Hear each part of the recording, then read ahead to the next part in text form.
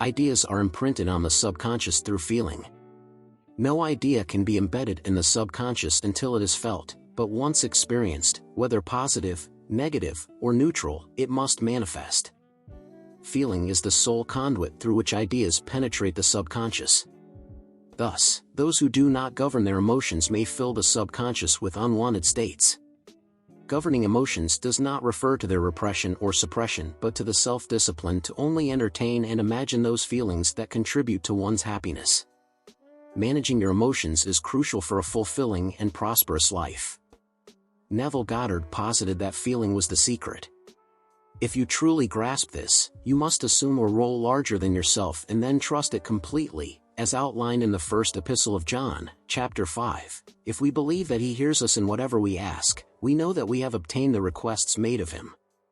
Well, if you possess the right faith, you will harbor no doubt about whether you were heard or not, because you will know you were heard, and that is God. However, if you are not entirely certain you were heard amidst the billions of others praying alongside you, you may not be so sure. You might even question yourself, wondering if you are worthy of being heard.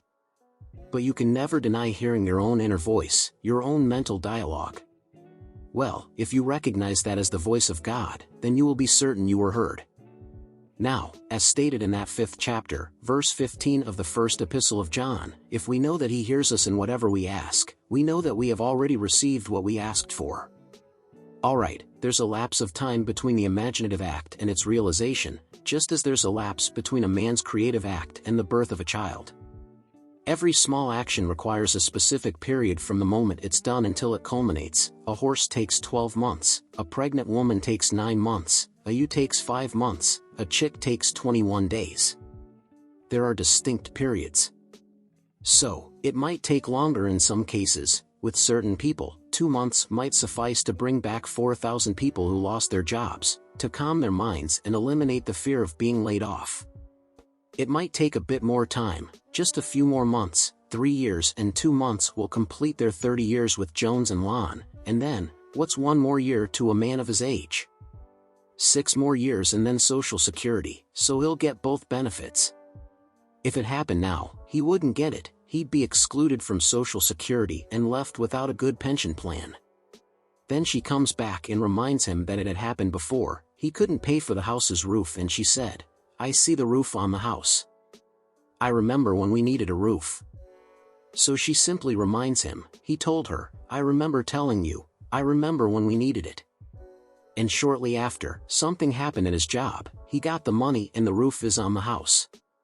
The wife wanted an organ, they couldn't afford it. Well, she said, "I remember when we didn't have one."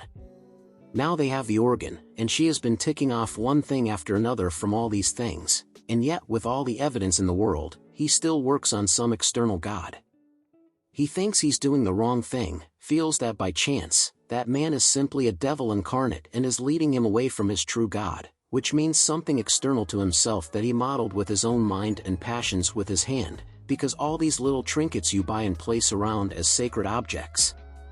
Firstly, no real artist designed them. It's an offense to speak of an artist when you see these horrible monstrosities we buy and place around the place and call them religious objects. So, finding who he is the living God, he is our dead God. You want to find Psalm 115 about the kind of gods men worship. The whole psalm is dedicated to the false god that the vast world worships. It has eyes but does not see, ears but does not hear, feet and does not walk, hands and does not touch, just a dead thing made by human hands when the living God is within man as his own wonderful human imagination. So I tell you, everything you perceive, though it seems external, is within your own wonderful human imagination, of which this world of mortality is but a shadow. All things exist in the human imagination, and everything you see as objective reality was produced by the imagination. Think of a single thing, just think of one thing that simply denies it. You can't think of a single thing. So you go to the moon. First you had to imagine it. You had to imagine everything concerning the machine that took you to the moon. Everything in the world first has to be imagined and then executed. Well, the intelligence to do it will come, but you take the blueprint first and conceive it and dwell in it as though it were true, and no power on earth can stop it from becoming a reality. Your visions will become clearer over time. It's a different kind of night. Your days are different. You see people differently. You can't pass by any man and not see God incarnate. You can't do it, even if he has the most horrible background and is simply a murderer and it's proven that he is, you still see God incarnate. But some days, the poor thing doesn't know it. If only you could reach him and show him that he really is God incarnate, and the one he thought he killed has been restored to life, not to man's senses, but is restored in a world just like this one, earthly, just like this one, going about their business, continues his work until he too awakens from this dream of life. But everyone will awaken eventually, but why not start now? Start now to tell man who he really is. God and man are one. Man is all imagination and God is man and exists in us and we in him. The eternal body of man is the imagination, and that is God himself, nothing but God in the universe. Oh God, and eventually you and I will awaken and, because God is one, not two, you and I are one without loss of identity. That is one of the strangest mysteries in the world. Without loss of identity, we are one. I know this from my own personal experience. We are one and yet, I am individualized and you are individualized and we forever retain, so, whatever, greater and greater individualization and yet, we are one. I will bring that to the best ability of 6 as we proceed with this series of lectures. You will hear it, but tonight, if you are here for the first time, you're seeking practical advice, so here's how to apply it. First off, you need a goal. It's essential to have a goal. You might say, well, I don't know what I want. That's okay. Come back next time and ask yourself, what would I like in life? Don't be shy about naming it. What would I like in life? Then, set about achieving some goal. Prayer, in my view, is nothing more than the subjective acceptance of an objective hope. This is the path to success. I subjectively accept it. How do I subjectively accept a state? Let's say, right now, I wanted a baseball, but there's no baseball in the room. Yet, I want one. I would genuinely assume that I'm holding a baseball in my hand until I can feel it. Do you think you can't feel it? Now, try to feel what it would be like if you were holding a baseball. To prove you've held it, notice how it feels different now. A tennis ball, do you see a difference? Okay, a golf ball, do you see a difference? A piece of silk, do you feel a difference? If you can distinguish between these many objects even though they're subjective, then they must exist somewhere. If you can truly separate them in your mind's eye and distinguish between these objects, I can start to feel, start to think, start to smell a rose. Well, a rose doesn't smell or doesn't really have the scent of another flower. I can detect the rose now, a lily, an Easter lily. I can, but what does it do? Well, I'm going to get them. Someone will think of Neville and send a flower, and it's going to be the flower I'm going to actually feel and touch and smell, but it works that way. Money has a scent. It's different from anything else in the world. It's more fragrant to the miser than the most wonderful perfume in the world. He can smell it, you can feel it. Money has a distinctive feel. Put a $20 bill in your hand and ask him to feel it, then put another piece of paper in your hand and you can tell the difference. There is a difference, it has a smell. All this is part of the inner man, that all things are possible to him. Try it before you condemn it. Try it, and if you have the evidence to back up my claim, then it doesn't matter what the world tells you. If it laughs at you, remember the laughter directed at everyone who had an idea that seemed a bit out of the ordinary. They were always laughed at. The idea of going to the moon, well, now it's an accomplished fact. There are still those who won't believe it happened, you know, because they don't want to believe it ever happened. Those who said you couldn't go down and actually live under the water, now we have a submarine. There are still those who won't believe it. You can present them with all the facts in the world and they won't believe it. So I tell you, feel it first and it will prove itself in performance. It really doesn't matter what the whole world thinks. Attend to your Father's business, which is yourself, and then live a full and wonderful life in this world of Caesar. The day will come when you will indeed depart from this age, because those who are departing now, unless they are awake, still find themselves in a world just like this one. But those who have awakened, who have experienced the second birth, their birth from above, find themselves in a completely different age where they are pure imagination and they are perfect. Wherever you go, everything is perfect.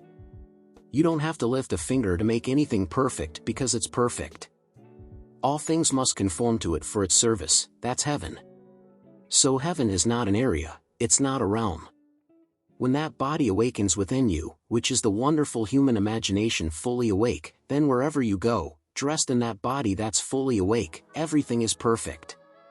If you found yourself in a forest of dead trees, they'd all burst into foliage. In the desert, everything would bloom like the rose because you are there. No blind man, no deaf man, no disabled man could be in your presence, he would instantly transform into a perfect man because you are perfect. That's heaven. It's harmony, it's not a place with pearly streets and all that nonsense. It's simply you in a world that is perfect because you are perfect. The day will come when you'll awaken that body within you. Now that body is in you, but it's asleep. One day you will experience the resurrection and know the mystery of the resurrection when you rise within yourself from the tomb in which Christ is buried, because the Lord is buried, that's where he's buried, in that tomb where he's buried. One day he will awaken and come out of that tomb. It's you who comes out of the tomb and you know who you are. It's buried in every child in the world, this universal being, and yet, millions of us, and yet, only one Lord. That one Lord in his fullness is buried in you individually. When you awaken, it's you. So tonight, take a goal, make it a lovely goal, whether for yourself or another. Whenever you exercise your imagination lovingly on behalf of another, you are mediating God to that other.